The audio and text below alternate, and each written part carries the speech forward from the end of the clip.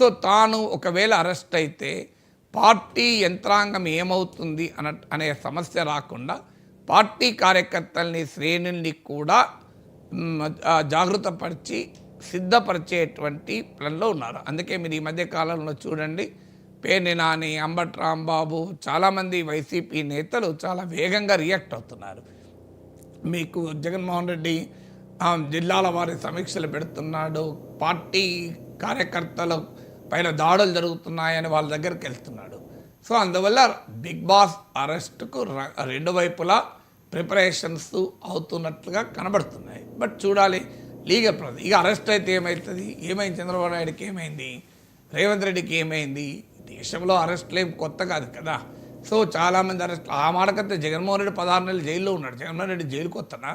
So అందువల్ల రాజకీయాల్లో రాజకీయ నాయకుల అరెస్టులు సహజం. అల్టిమేట్గా ఏ కేసు నిలుస్తుంది అంటే భారతదేశంలో బోఫోర్స్ కేసు నుంచి చూస్తున్నాం.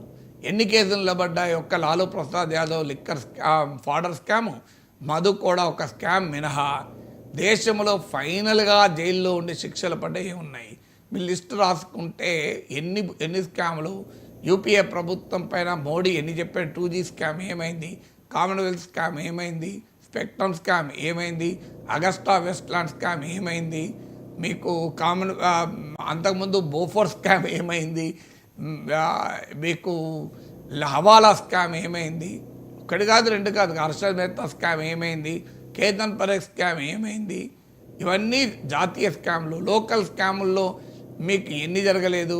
ఎంఆర్ ప్రాపర్టీ స్కామ్ అని చంద్రబాబు నాయుడు మీద ఏమైంది, జగన్మోహన్ రెడ్డి పైన ఎన్ని స్కాములు, వాంపిక్ భూముల స్కామ్ ఏమైంది. సో ఏదేమవుతుంది, సీజ్ ద షిప్ ఈ మధ్య ఏమైంది. సో ఇది కూడా అంతే అవుతుందేమో. రాజకీయాల్లో నేరం జరగడం వేరు, నేరం జరిగిందని నిరూపించడం వేరు.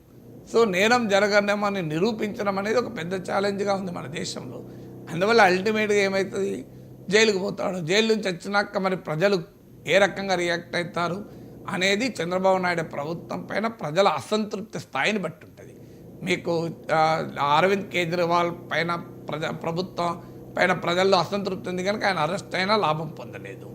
మీకు జగన్మోహన్ రెడ్డి అరెస్ట్ అయితే లాభం పొందాడు, చంద్రబాబు నాయుడు అరెస్ట్ అయితే లాభం పొందాడు, రేవంత్ రెడ్డి అరెస్ట్ అయితే లాభం పొందాడు.